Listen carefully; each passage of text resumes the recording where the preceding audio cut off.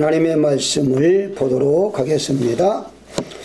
하나님의 말씀은 히브리서 4장 12절에서 13절까지 말씀을 보도록 합니다. 하나님의 말씀은 살아있고 활력이 있어 좌우의 날선 어떤 것보다 예리하여 혼과 영과 및 관절과 골수를 찔러 쪼개기까지 하며 또 마음의 생각과 뜻을 판단하나니 지으신 것이 하나도 그 앞에 나타나지 않음이 없고 우리의 결산을 받으실 이에 눈앞에 만물이 벌거벗음같이 드러나느니라. 아멘.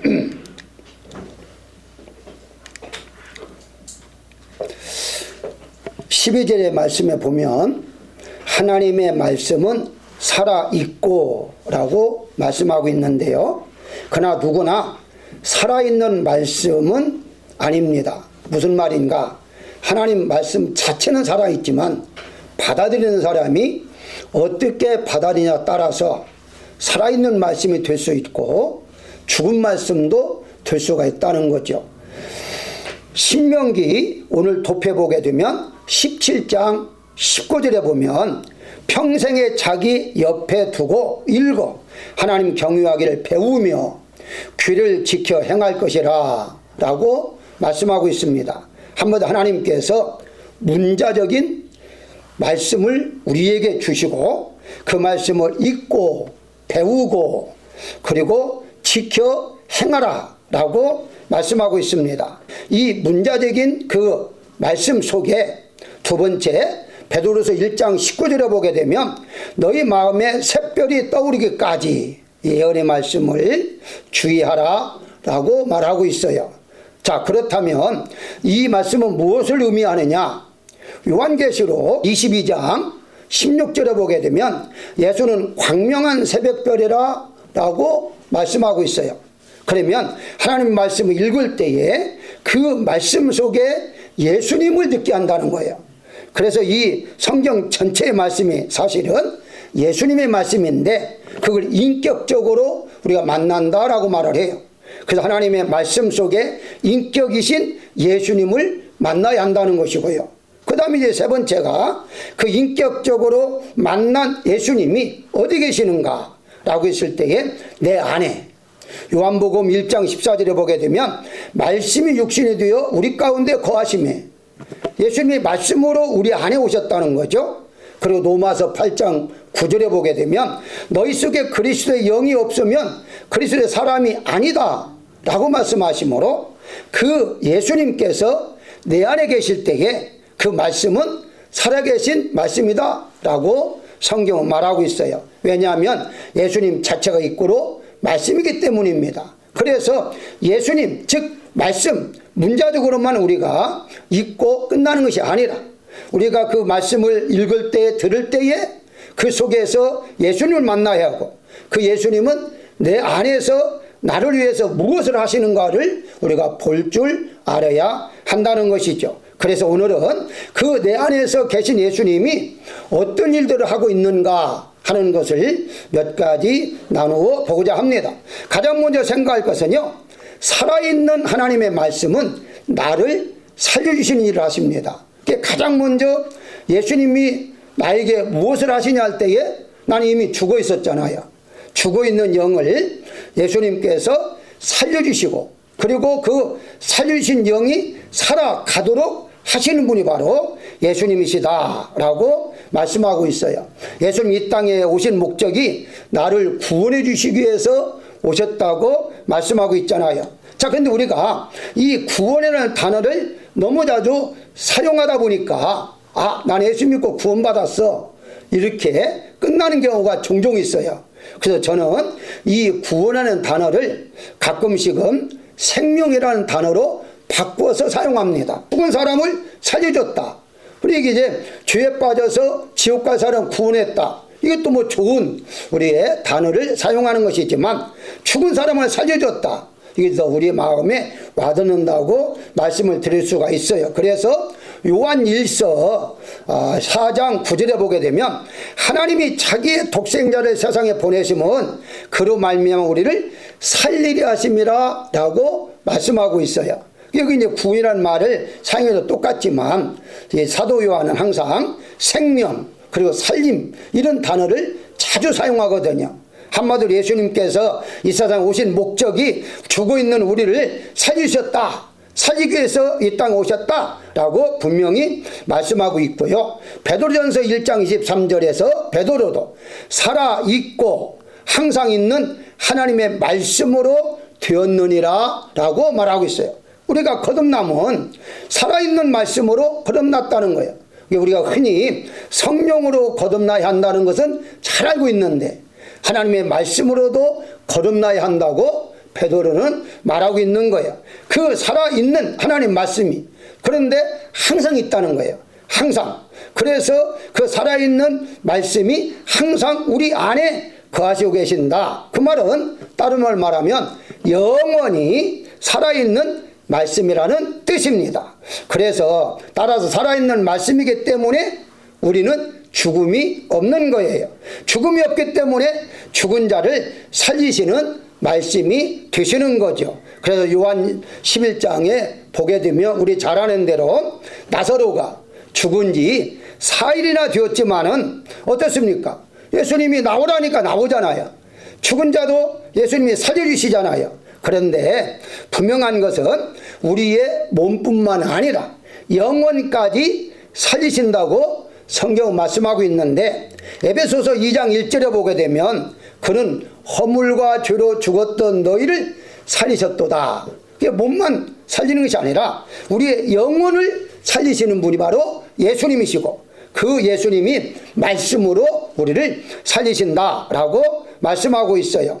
우리가 잘 아는 대로 회당장 아이르 딸도 살리셨고 더 나아가서 그 이제 홀로 사는 여인의 아들도 예수님은 살리셨습니다. 이와 같이 몸만 살리시는 분이 아니라 영혼까지도 함께 살리시는 분이 바로 예수님이시다라고 말씀을 드릴 수가 있는데요.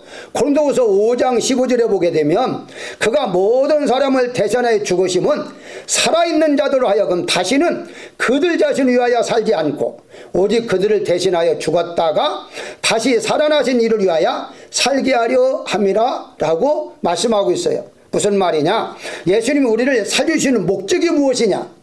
영원한 천국으로만 인도하는 것만은 끝나는 게 아니라 이제 남은 여생 나를 위해 살지 말고 예수님을 위해서 살아라 라고 성경은 말하고 있어요. 그럼 예수님이 산다는 무슨 말이냐? 이렇게 예배드리는 거 예수님이 사는 겁니다. 찬송도 하고 기도도 하고 또 이제 예수님을 부르고 예수님을 기억하고 사모하고 이런 모든 것들이 예수님을 위해서 사는 거다라고 말씀을 드릴 수가 있는 거예요. 그래서 예수님께 살려주는 목적으로 우리는 날마다 실행해 나아가는 것이 말씀을 지켜 행하는 거다라고 말씀을 드릴 수가 있는 것입니다. 예수님을 위해서 사는 것 중에 가장 하나님 기뻐하신 일이 무엇인가 라고 했을 때에 예배도 드리고 복음도 증거하는 거죠. 복음을 증거한다는 말은 다른 사람을 살려주는 일을 하는 겁니다.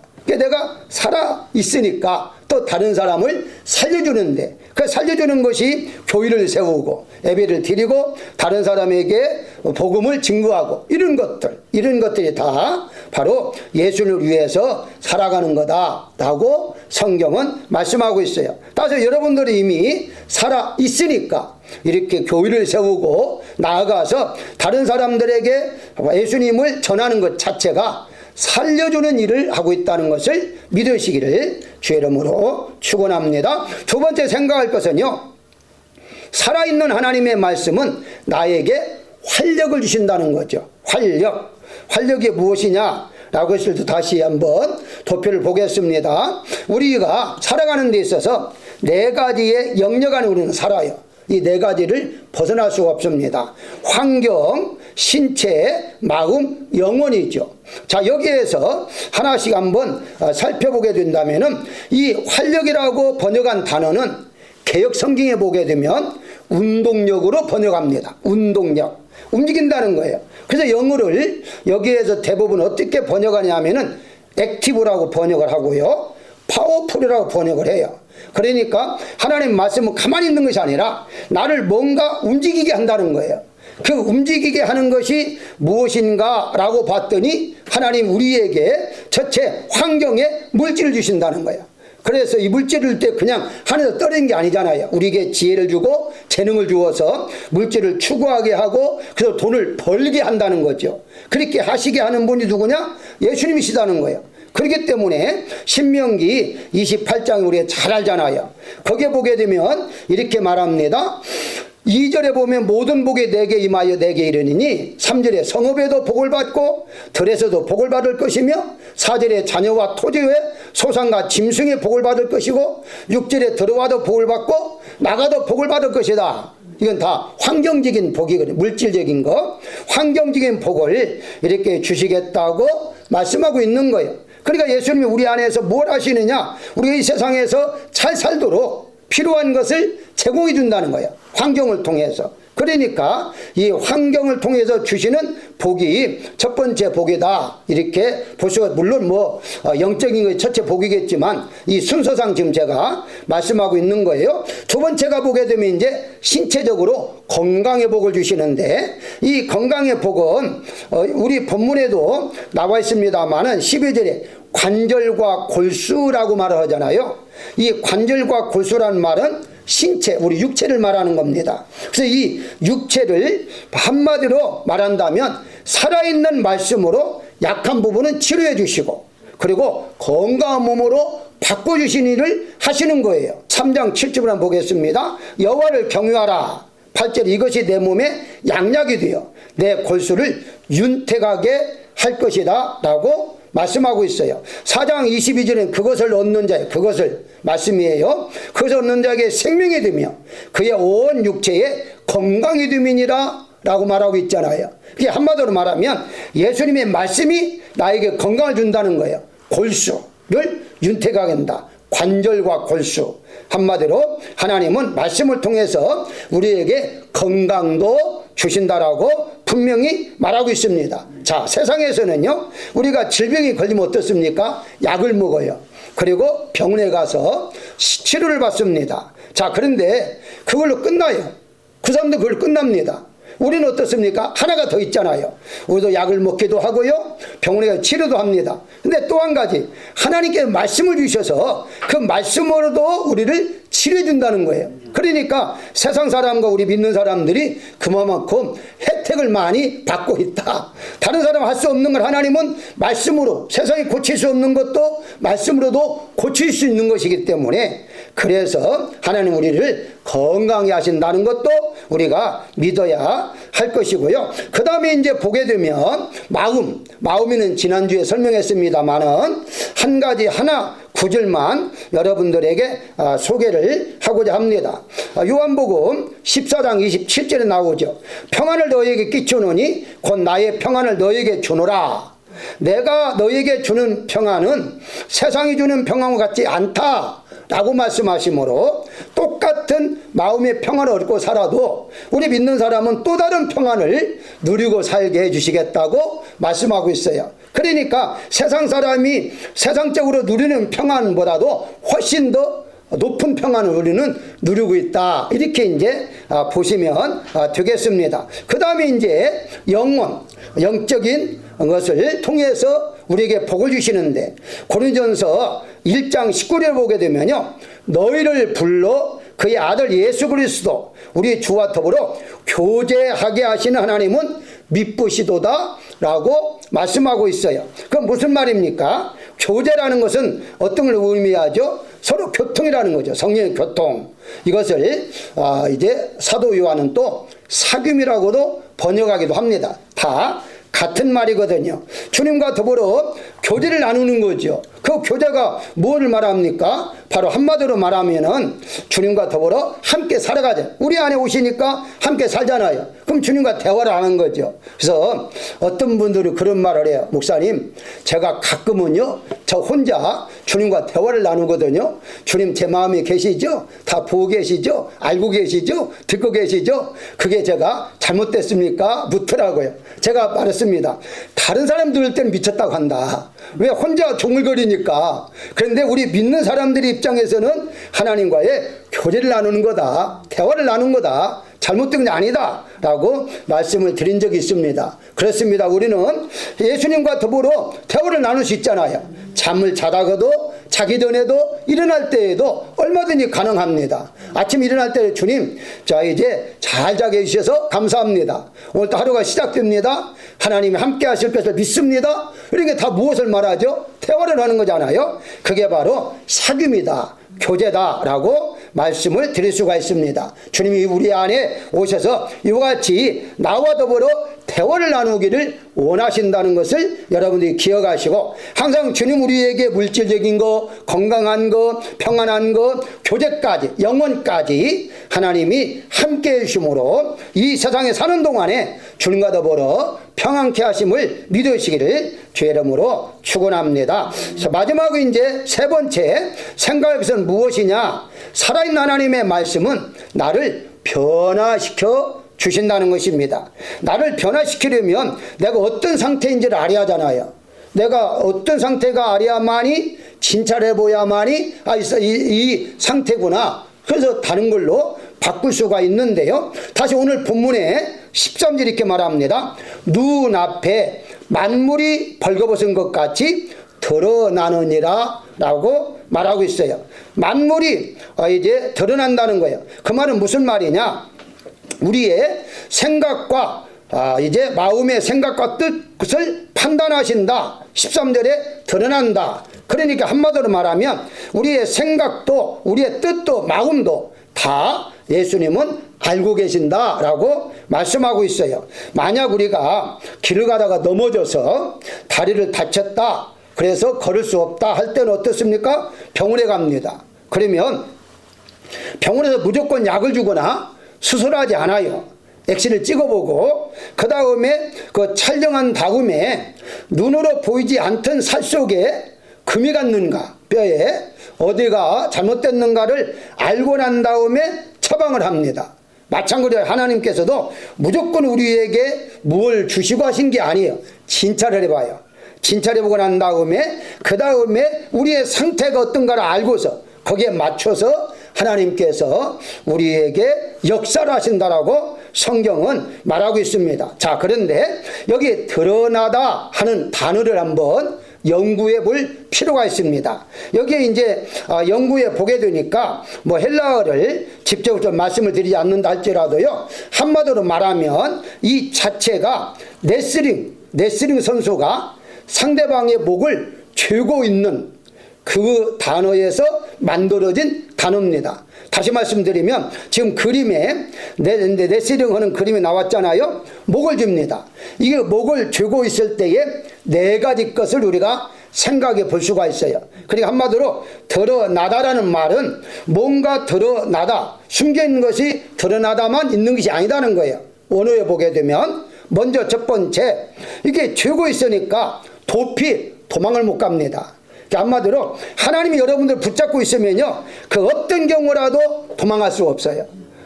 도망가야 뭐 하나님의 누구 말대로 손바닥 안에 있으니까 도망갈 수가 없다는 것이거든요. 시편 139편 8절에 보게 되면 내가 하늘에 올라갈지라도 거기 계시며 수월에 내 자리를 펼지라도 거기 계시나이다 라고 다윗이 고백합니다.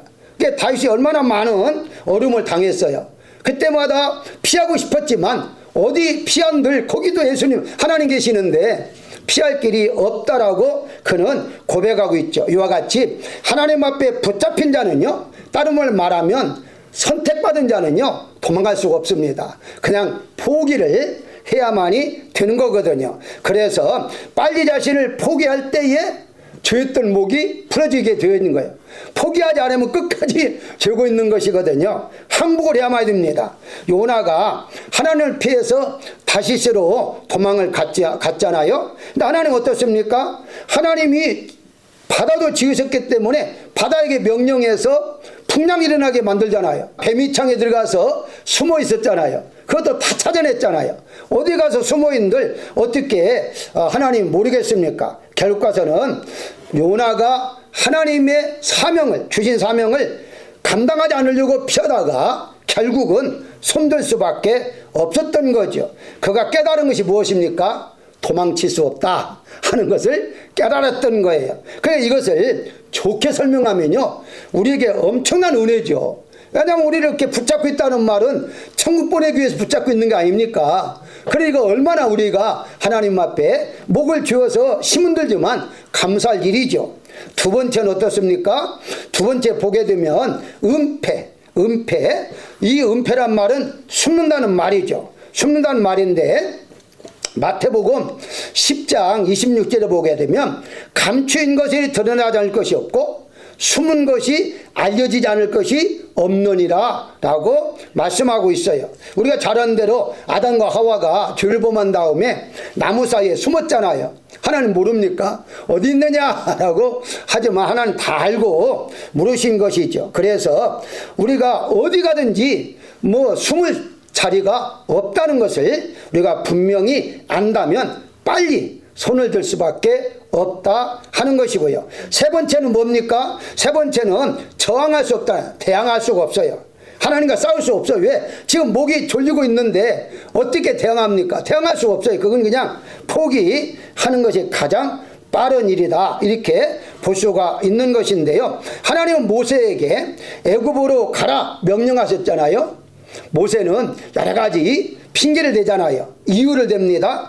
그렇지만 결과는 어떻습니까? 결국 가서는 하나님 말씀대로 따를 수밖에 없었던 거죠. 왜냐하면 대항할 수가 없어요. 하나님 명령하시면 명령대로 행할 수밖에 없다는 것입니다. 아무리 변명한다 할지라도요, 하나님 앞에는 통하지를 않아요. 왜냐하면 지금 목이 조여 있는데 어떻게 통하겠습니까?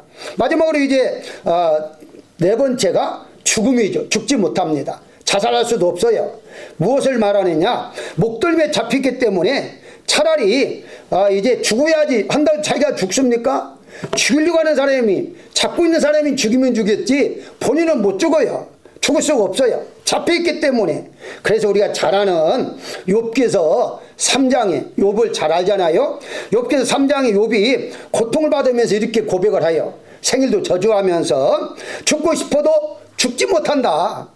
얼마나 힘들어요. 힘들으니까 죽어야지 해도 자기 마음대로 죽습니까? 하나님 허락해야만 죽는 것이지. 그러니까 죽지도 못하는 것이거든요. 가장 사람이 힘든 것이 무엇이냐 물어보면요, 죽고 싶어도 죽지 않는 것이 힘들다고 하더라고요. 그게 마음대로 드는 것이 아니니까 어쨌든 그렇게까지 죽지도 못하는 것이 하나님의 손에 지금 붙잡힌 바 된 것이다. 왜냐는 거예요. 왜냐? 하나님 살려주기 위해서 그런 거예요.